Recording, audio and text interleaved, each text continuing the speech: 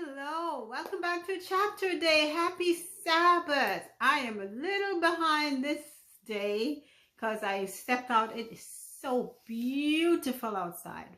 Bright, sunny day. It seems like spring has begun. Spring is here. So it seems. Little coolness on the air, but beautiful sunshine. The birds are out making all their beautiful sounds. I mean, the grass isn't really green yet, but the sunshine is just overcrowding everything else. It's just beautiful.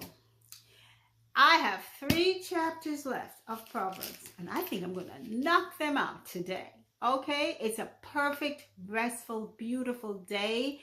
I've had my time outside. I have relaxed. I'm doing my reading, and when I'm finished, I'm going right back and continue relaxing. It's the day God said to do so. So, let's begin. Chapter 29. He that being often reproved hardeneth his neck shall suddenly be destroyed, and that without remedy. That means don't be stiff-necked and stubborn. When the righteous are in authority, the people rejoice. But when the wicked beareth rule, the people mourn. And we know that. We know about rulers that are not very nice to be under.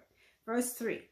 Whoso loveth wisdom rejoiceth his father, but he that keepeth company with harlots spendeth his substance. We know that for a fact. Verse 4. The king by judgment establisheth the land, but he that receiveth gifts overthroweth it. A man that flattereth his neighbor spreadeth a net for his feet. In the transgression of an evil man there is a snare, but the righteous doth sing and rejoice. The righteous considereth the cause of the poor, but the wicked regardeth not to know it. Scornful men bring a city into a snare, but wise men turn away wrath. If a wise man contendeth with a foolish man, whether he rage or laugh, there is no rest. I bear witness to this. Verse 10. The bloodthirsty hate the upright, but the just seek his soul. A fool uttereth all his mind, but a wise man keepeth it until afterwards. That's something to remember. Don't say everything that's in your mind. Nobody needs to know all of it. Hold on to your thoughts. A lot of time, just be still. Okay. Verse 12. If a ruler hearken to lies, all his servants are wicked. That is so true. The poor and the deceitful man meet together. The Lord lighteneth both their eyes. The king that faithfully judgeth the poor, his throne shall be established forever. The rod and reproof give wisdom, but a child left to himself bringeth his mother to shame. And I know there's been a lot of debate about how we should punish children, if we should physically punish them or not. I grew up with the rod. Sometimes I think it could have been spared, but be wise. Okay, verse 16. When the wicked are multiplied, transgression increaseth, but the righteous shall see their fall. Correct thy son, and he shall give thee rest. Yea, he shall give delight unto thy soul. Where there is no vision, the people perish. I like this verse. I've heard it before. But he that keepeth the law, happy is he. A servant will not be corrected by words, for though he understand, he will not answer. Seest thou a man that is hasty in his words? There is more hope of a fool than of him. Take your time to speak. I know there's a saying when I was growing up, I remember this again. It's better to be quiet and let people think you're a fool than to open your mouth and speak and remove all doubt. I have always heard and learned from that. And that's been since high school. Okay. Verse 21. He that delicately bringeth up his servant from a child shall have him become his son at the length. An angry man stirreth up strife, and a furious man aboundeth in transgression. A man's pride shall bring him low, but honor shall uphold the humble in spirit. Whoso is partner with a thief hateth his own soul. My gosh. He heareth cursing and bewrayeth it not. The fear of man bringeth a snare, but whoso putteth his trust in the Lord shall be safe. Many seek the ruler's favor, but every man's judgment cometh from the Lord. An unjust man is an abomination to the just, and he that is upright in the way is abomination to the wicked. And sometimes, you know what, people dislike you. They don't have a reason. It's because you are not involved in the same lifestyle like they are. You are living uprightly and they are not, and for that reason they dislike you. That's okay. Don't even think about it. Don't let it bother you. It's not your problem. It's theirs. Okay, that's the end of chapter 29 of Proverbs. I'm going straight into chapter 30. It's lengthy, but we'll do it. The words of Agur, the son of Jakeh, even the prophecy, the man spake unto Ithiel, even unto Ithiel and Ucal. Now, I have no clue who these people are, but let's read. Surely I am more brutish than any man, and have not the understanding of a man. I neither learned wisdom, nor have the knowledge of the holy. Who hath ascended up into heaven, or descended? Who hath gathered the wind in his fists? Who hath bound the waters in a garment? Who hath established all the ends of the earth? What is his name? And what is his son's name, if thou canst tell? Every word of God is pure. He is a shield unto them that put their trust in him. Add thou not unto his words, lest he reprove thee, and thou be found a liar. 2 things have I required of thee. Deny me them not before I die. Remove far from me vanity and lies. Give me neither poverty nor riches. Feed me with food convenient for me. This is a verse I also like, these verses. Lest I be full and deny thee, and say, who is the Lord?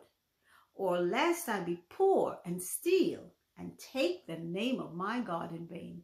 In other words, this psalmist, is the person who wrote it, is saying, God, just give me enough so that I don't become proud and turn my back on thee if I have too much, or go down to the degradation of being a thief and steal and break your law. Amen to that. I love those verses. Verse 10.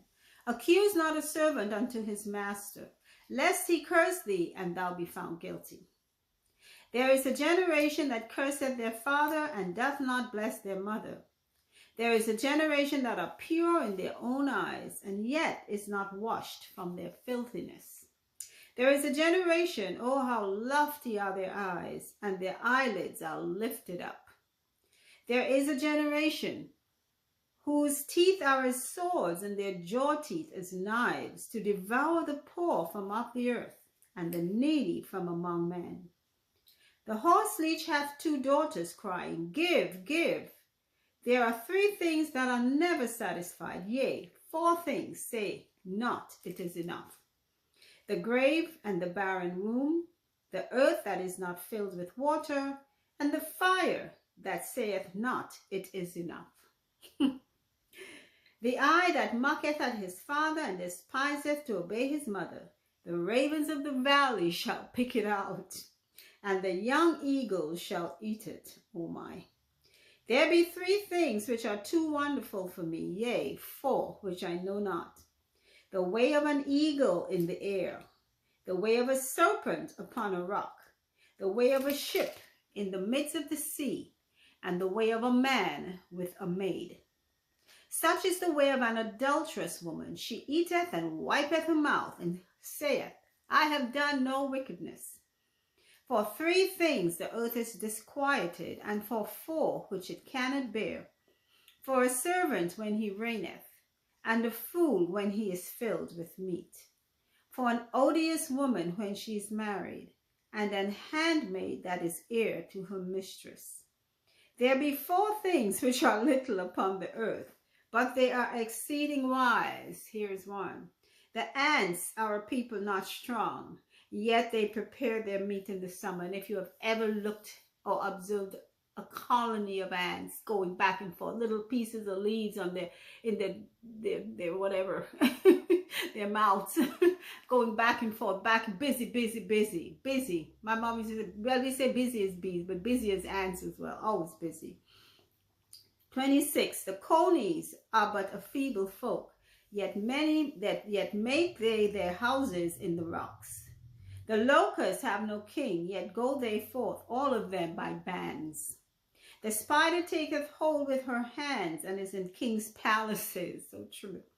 There be 3 things which go well, yea, 4 are comely in going. A lion which is strongest among beasts, and turneth not away for any. A greyhound and he-goat also, and a king, against whom there is no rising up. If thou hast done foolishly in lifting up thyself, or if thou hast thought evil, lay thine hand upon thy mouth. Surely the churning of milk bringeth forth butter, and the wringing of the nose bringeth forth blood. So the forcing of wrath bringeth forth strife. Simply put, very wisely thought, and very applicable to our lives, even today. And that's the end of Proverbs 30. And here I go with Proverbs chapter 31, last but not least. The words of King Lemuel, the prophecy that his mother taught him. Now, I believe Solomon was called Lemuel. I am not sure, but I believe so. Verse 2. What, my son, and what the son of my womb, and what the son of my vows? Give not thy strength unto women, nor thy ways to that which destroyeth kings. It is not for kings, O Lemuel, it is not for kings to drink wine, nor for princes strong drink, lest they drink and forget the law, and pervert the judgment of any of the afflicted. Give strong drink unto him that is ready to perish, and wine unto those that be of heavy heart. And I would keep saying this, wine is a mocker. And when I say wine, alcohol, strong drink is raging, and who is deceived thereby is a fool. Straight off from the Bible. Okay, some people say, I can drink and nothing will happen to me. It's every time you put that alcohol in your body, something has happened or is happening. You may not feel it, but something is happening. Okay. Verse 7. Let him drink and forget his poverty, and remember his misery no more. Open thy mouth for the dumb in the cause of all such as are appointed to destruction. Open thy mouth, judge righteously, and plead the cause of the poor and needy. Who can find a virtuous woman? For her price is far above rubies. The heart of her husband doth safely trust in her, so that he shall have no need of spoil. She will do him good and not evil all the days of her life. She seeketh wool and flax, and worketh willingly with her hands. She is like the merchant's ships. She bringeth her food from afar. She riseth also while it is yet night, and giveth meat to her household, and a portion to her maidens. She considereth a field, and buyeth it. With the fruit of her hand she planteth a vineyard. She girdeth her loins with strength, and strengtheneth her arms. She perceiveth that her merchandise is good, her candle goeth not out by night. She layeth her hands to the spindle, and her hands hold the distaff. She stretcheth out her hand to the poor, yea, she reacheth forth her hands to the needy. She is not afraid of the snow for her household, for all her household are clothed with scarlet. She maketh herself coverings of tapestry. Her clothing is silk and purple. Her husband is known in the gates when he sitteth among the elders of the land. She maketh fine linen and selleth it, and delivereth girdles unto the merchant. Strength and honor are her clothing, and she shall rejoice in time to come. She openeth her mouth with wisdom, and in her tongue is the law of kindness. She looketh well to the ways of her household, and eateth not the bread of idleness. Her children arise up and call her blessed. her husband also, and he praiseth her. Many daughters have done virtuously, but thou excellest them all. Favor is deceitful, and beauty is vain. But a woman that feareth the Lord, she shall be praised. Give her of the fruit of her hands, and let her own works praise her in the gates. That is such a beautiful description of a virtuous woman. And I know many people don't seem to want to attain for virtue. They want beauty as opposed to virtue, especially in our world today. And not just today, it's been ever. It's been ever, forever. We stress the physical or the outward appearance as opposed to the inward character, which God says is of more virtue. Oh, wow, we are finished with Proverbs. That wasn't too bad, was it? It took a little longer than I usually do. But you know what? 3 chapters, 30-something plus verses, and 2 of them. That was beautifully done. Thank you all for listening. Remember, today's the Sabbath. Rest up. You're going to be so blessed by resting on this day. It's a rest like no other. It's just an inner peace that you get. And I'm not saying you're going to have all things happen well, but you're not going to be stressed out as usual about a lot of things. You trust in God and do what he says. Who else tells you to rest? Most times people are telling you, get up and go do some work someplace. But anyway, I pray you have a blessed week coming up. And you know what? It's going to be a new month also. I pray that you have a wonderful month. I'm going to be thinking of how I'm going to do the next 2 books, which I believe are going to be Ecclesiastes and Song of Solomon. May not spend too much time on them. So, yeah, we're getting through little by little, step by step. Yes. So until, have a wonderful day. Take care. Until.